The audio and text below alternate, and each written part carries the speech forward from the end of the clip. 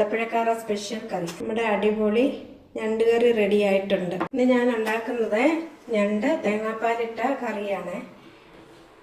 ആലപ്പുഴക്കാരുടെ special കറി. നമ്മുടെ നാടൻ ഞണ്ട് കറി ഉണ്ടാക്കുന്നതിനായിട്ട് ഞാനൊരു പാൻ വെച്ചിട്ടുണ്ട്. അതിൽ ഒരു 2 സ്പൂണ് വെളിച്ചെണ്ണ ചേർത്ത് കൊടുത്തു. ഇനി എണ്ണ ചൂടാവുമ്പോഴേ നമുക്ക് ഉള്ളിയും സവാള ഇട്ട് കൊടുക്കാം. വെളിച്ചെണ്ണ ചൂടായിട്ടുണ്ട്. ഞാൻ വെളിച്ചെണ്ണയാണ് ചേർത്ത് കൊടുത്തത്. വെളിച്ചെണ്ണ ചൂടായിട്ടുണ്ട്.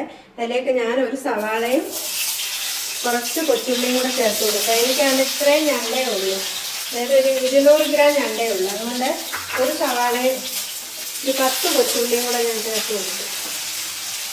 ഇതിലേക്ക് ഇഞ്ചി, വെളുത്തുള്ളി, പച്ചമുളക്, കുരുമുളക് ഇത്രയും ഞാൻ ചതച്ചതാണ്. അത് ഇതിലേക്ക് ചേർത്ത് കൊടുക്കാം.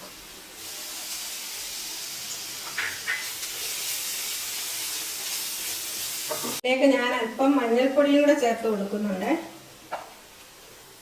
പച്ചമണം മാറി വരുന്നുണ്ട്. നമുക്കിതിലേക്ക് തക്കാളിപ്പഴം, ഞാനൊരു ചെറിയ തക്കാളിപ്പഴം അരിഞ്ഞതുകൂടെ ചേർത്ത് കൊടുക്കാം. ഞാനെല്ലാം കുറച്ച് എടുത്തുള്ളൂ, കാരണം എനിക്ക് ഞണ്ട് ഒരു 200 ഗ്രാമേ ഉള്ളെന്ന് ഞാൻ പറഞ്ഞു. അപ്പം അതുകൊണ്ട് കുറച്ച് മാത്രമേ ബാക്കി ഉള്ളിയും സവാളയൊക്കെ എടുത്തിട്ടുള്ളൂ. ഞാനിതിലേക്ക് കറിവേപ്പിലയും കൂടെ ചേർത്ത് കൊടുക്കുകയാണ്. ഇതിലേക്ക് പൊടികൾ ചേർത്ത് കൊടുക്കാം. ഞാനൊരു 2 സ്പൂണ് കാശ്മീരി മുളക് പൊടി ചേർത്ത് കൊടുത്തു. 1 സ്പൂണ് മല്ലിപ്പൊടി ചേർത്ത് കൊടുക്കുക. പിന്നെ 1 സ്പൂണ് ഗരം മസാല ചേർത്ത് കൊടുക്കുക. ആവശ്യത്തിന് ഉപ്പൂടെ ചേർത്ത് കൊടുക്കുന്നു. പൊടികളെല്ലാം കൂടെ മിക്സ് ആവാൻ വേണ്ടി ഞാൻ അല്പം ചെറിയ ചൂടുവെള്ളം, തിളപ്പിച്ചാർച്ച വെള്ളമാണ്, അതൊരല്പം ചേർത്ത് കൊടുത്തു.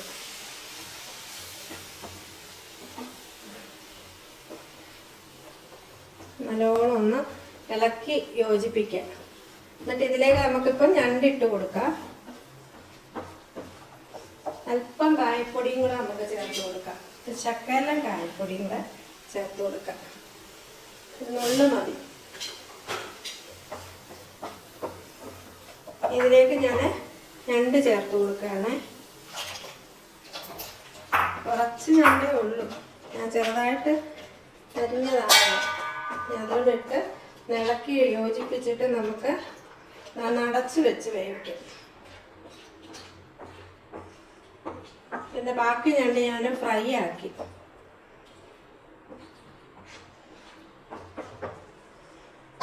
അടച്ച് വെച്ച് വേവിക്കാം. നമുക്ക് അടപ്പ് തുറന്ന് നോക്കാം. ഞണ്ട് വേവായിട്ടുണ്ട്. നമുക്കിതിലേക്ക് തേങ്ങാപ്പാൽ ചേർത്ത് കൊടുക്കാം. ഞാനൊരു കപ്പ്, ചെറിയൊരു കപ്പ് തേങ്ങാപ്പാൽ ഇതിലേക്ക് ചേർത്തു. ഇനി ഇതിനകത്തിരുന്നൊന്നും വേണം. എൻ്റെ വെന്ത അതിൻ്റെ കാലിൻ്റെ കളറൊക്കെ മാറി. ഇതേപോലെ ഉണ്ട്. വെന്ത് കഴിയുമ്പോഴാണ് ഈ കളറാവുന്നത്.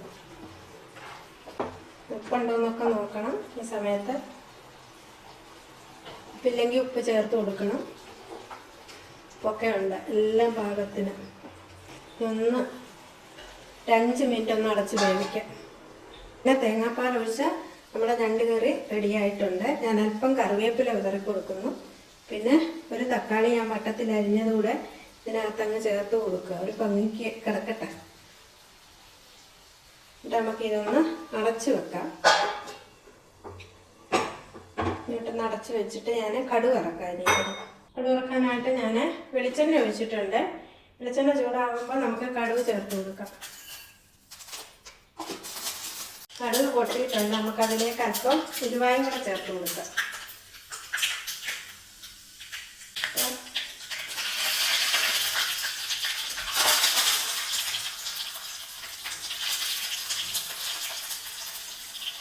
ഉള്ളി, മുളകും കറിവേപ്പില എല്ലാം കൂടെ അതിലോട്ടൊന്ന് ചേർത്ത് കൊടുക്കാം.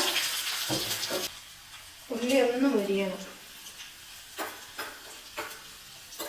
ഇനി സ്റ്റവ് ഓഫ് ചെയ്യാം. ആ ചൂടിലിരുന്ന് മുരിഞ്ഞോളും. അതിലേക്ക് നമുക്കൊരു അല്പം മുളക് പൊടി കളറിന് വേണ്ടി ചേർത്ത് കൊടുക്കാം.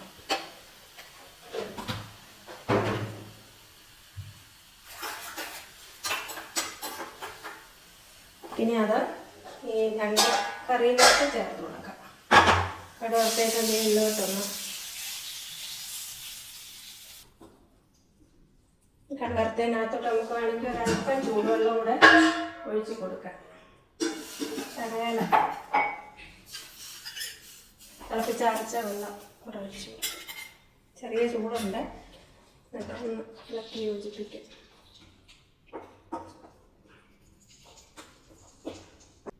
നമ്മുടെ തേങ്ങാപ്പാൽ ഒഴിച്ച് അടിപൊളി ഞണ്ട് കറി റെഡി ആയിട്ടുണ്ട്. എൻ്റെ ഈ ഡിഷ് ഇഷ്ടപ്പെട്ടാൽ എല്ലാവരും എൻ്റെ ചാനൽ സബ്സ്ക്രൈബ് ചെയ്യുക, ലൈക്ക് ചെയ്യുക, ഷെയർ ചെയ്യുക, കമൻറ്റ് ചെയ്യുക, ബെൽ ബട്ടൺ ക്ലിക്ക് ചെയ്യുക. എന്നാലേ ഞാനിടുന്ന എല്ലാ വീഡിയോസും നിങ്ങളിലേക്ക് എത്തത്തുള്ളൂ. കണ്ടിട്ട് മാത്രം പോകരുതേ. എല്ലാവരും എന്നെ സബ്സ്ക്രൈബ് ചെയ്ത് സപ്പോർട്ട് ചെയ്യണം. എല്ലാ പ്രിയപ്പെട്ടവർക്കും നല്ലൊരു ദിവസം ആശംസിക്കുന്നു.